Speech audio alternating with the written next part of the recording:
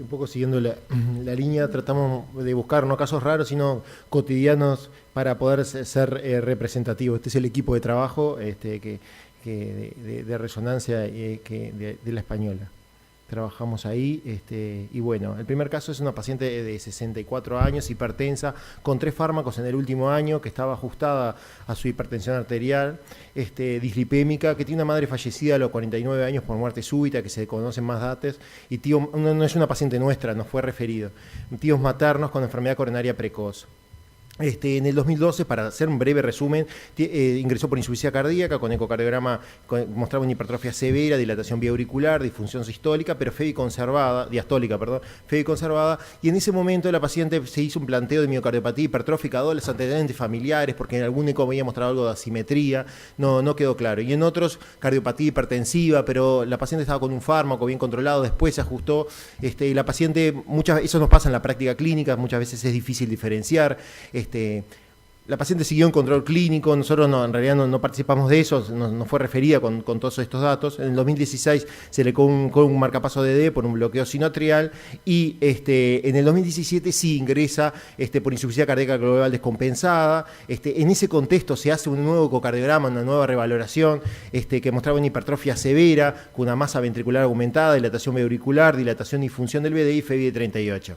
Una insuficiencia renal que se corrigió, sabemos que la insuficiencia renal no podemos hacerle gadolinio por la nefropatía, por la fibrosis intersticial nefrogénica, pero se corrigió y se asumió que era un síndrome cardiorrenal y la paciente mejoró. Y como bien decía Mariano, nos dio el pie, en realidad se pidió una resonancia para ver un poco la etiología, a dónde estábamos parados, y en eso es una fortaleza que tiene la resonancia. Cuando nosotros con el grupo de imagen valoramos a esta paciente, bueno, nos ponemos en un escenario, tenemos pacientes que incrementan desde el encare de la resonancia, aquellos pacientes que incrementan la masa y tienen espesor aumentado, y aquellos pacientes que tienen dilatación del VI. No vamos a entrar en esta porque la paciente entra en el primer carril, la paciente con dilatación del VI pueden ser las miocardiopatía dilatada, isquémica o no isquémica, y su diferencial es miocardiopatía restrictiva, como son la sarcoidosis, la hemocromatosis, y la enfermedad de Wegener. En las que son hipertróficas, en nuestro encare siempre es, bueno, tiene una miocardiopatía hipertrófica, tiene una miocardiopatía del atleta, tiene una cardiopatía hipertensiva, la paciente tiene una amiloidosis o tiene un diferencial de Fabry como diferencial de miocardiopatía hipertrófica, o tiene algo más raro, esas enfermedades por depósito, el Danon, Friedrich, la oxalosis, una mucopolisaccaridasas, perdón la expresión, por ejemplo, una enfermedad de Pompe que puede dar esto. En ese contexto, nosotros nos paramos y decimos, bueno, la clínica es muy importante, el ecocardiograma es fundamental, pero la resonancia termina definiendo y separando las aguas en este grupo de miocardiopatías hipertróficas y dando el diagnóstico, valor diagnóstico y pronóstico muchas veces. Y tiene una excelente correlación con la biopsia. Y el Real C tardío en esto juega juega un rol diagnóstico muy importante. Pasando a la paciente, lo que tenía es una paciente que tiene claramente una hipertrofia ventricular o un aumento del espesor simétrico con dilatación auricular. Acá vemos el marcapasos que era compatible con resonancia, con un aumento del espesor del ventrículo derecho y una dilatación auricular.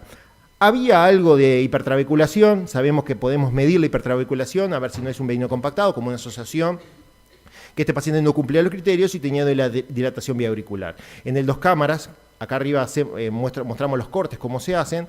En los cámaras mostramos una hipoquinesia difusa, también marcada con la hipertrabeculación y la dilatación auricular. Y, como decía Mariano, vamos a ver...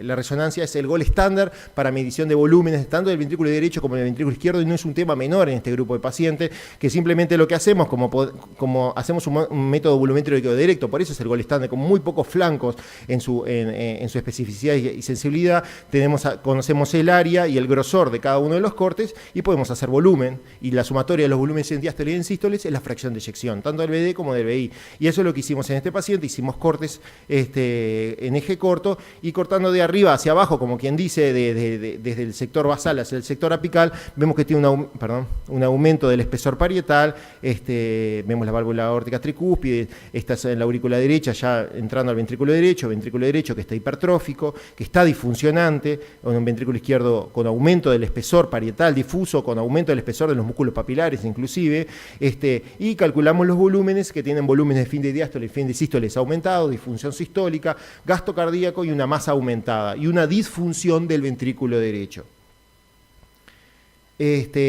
Pasamos al 3 cámaras, que vemos una insuficiencia aórtica, un reflujo, valvular y una insuficiencia mitral, pero obviamente con aumento del espesor queremos cuantificar esto, como bien decía Mariano, y podemos hacerlo a través de la secuencia de contraste de fase.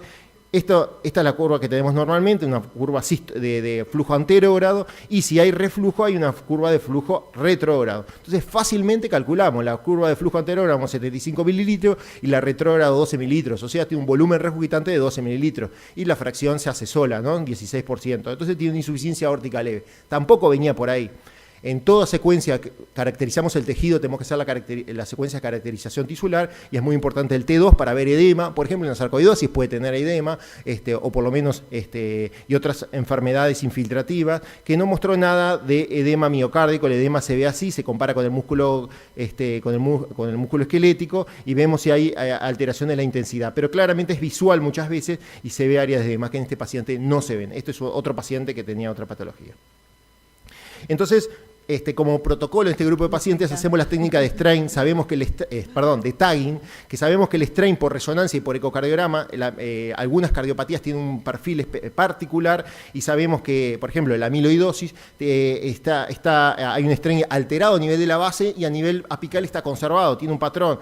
Y bueno, en este paciente nos encontramos con esa sorpresa, veníamos diciendo es una hipertrófica, realmente está aumento del espesor parietal severo, disfunción sistólica, todavía tenía alguna presunción, será una amiloidosis, y vemos que a nivel basal, vean cómo no se deforma acá, esto no se deforma, y vemos, eso quiere decir que hoy hay alteración de la deformación, y vemos que cuando vamos llegando al ápex, vemos que en el tagging hay una deformación. Entonces, estamos frente a un aumento del espesor parietal difuso con aumento del espesor del ventrículo derecho, con dilatación vía auricular, y teníamos este patrón, y en ese momento nos hicimos la pregunta, seguramente estamos frente a amiloidosis. Avancemos hacia el realce tardío para caracterizar el tejido.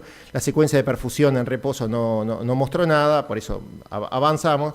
Y acá viendo un poquito la vedette del paciente, de la resolución de este tipo de paciente, habitualmente nosotros queremos que el músculo nos quede negro, y trabajamos para eso. Se llama llegar a anular el músculo, o que tenga la magnetización cero, o sea, dejarlo negro. ¿Para qué? Para contrastar el blanco del gadolíneo, y en algún caso ver si hay infiltración. Y vemos cuando hacemos una secuencia de SCAU en los diferentes tiempos, o sea, dejamos pasar 7, 10 minutos y gatillamos, y en ese contexto obtenemos la imagen. Vemos que nunca...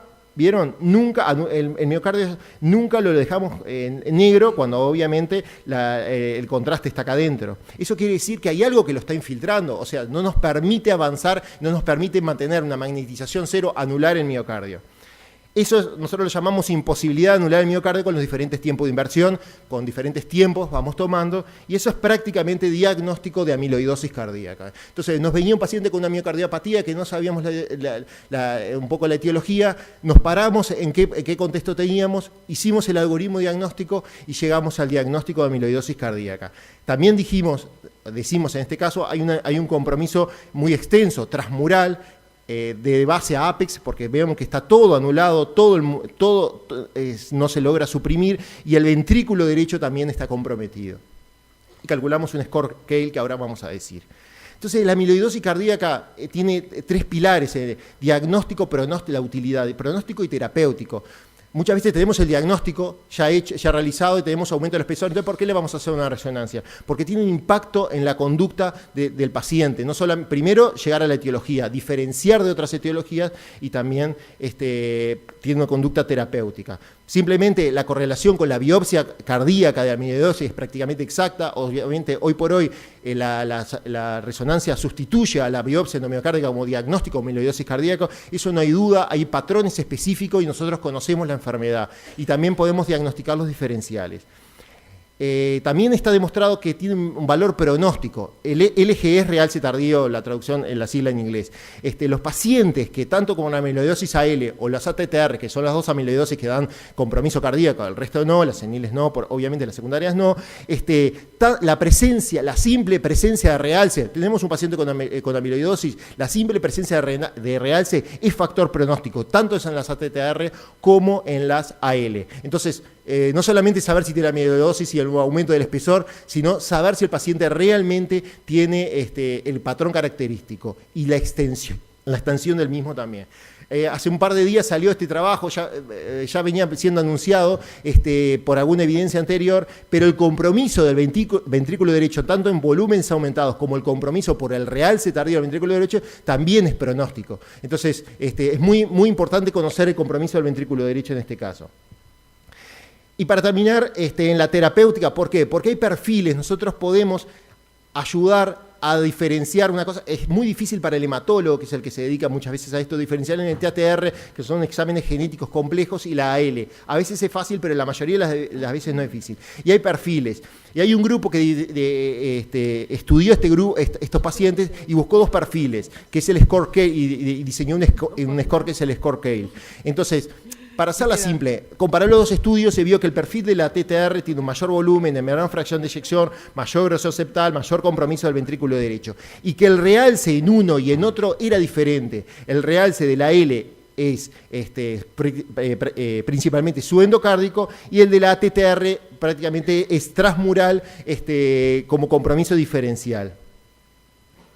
Y diseñó un score que en base a ese score y el compromiso nosotros podemos llegar al diagnóstico de uno, no vamos a profundizar, de uno u otro según las características basales que encontremos en la resonancia y según el compromiso de extensión basal apical y de ventrículo derecho. Este paciente tenía un compromiso muy extenso, como ya habíamos dicho, y nuestro diagnóstico sugestivo, el clínico, fue que tenía una TTR. Y se demoró como 6 meses, porque yo conozco a la hematóloga que lo sigue, fue dificultoso llegar, pero actualmente se llegó al diagnóstico TTR. Ellas pensaban que era una L y bueno, en base al Score Scale, la orientación lo estudiaron en forma genética y terminó siendo una TTR.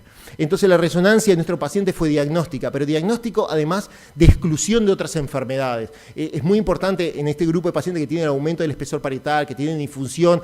Muchas veces es simple el diagnóstico, pero la mayoría de las veces no sabemos qué está pasando y en todas las miocardiopatías pasa lo mismo. Lo mismo pronóstico, la extensión no solamente transmural, sino al ventrículo derecho y la orientación que tenemos al tratamiento según los diferentes scores.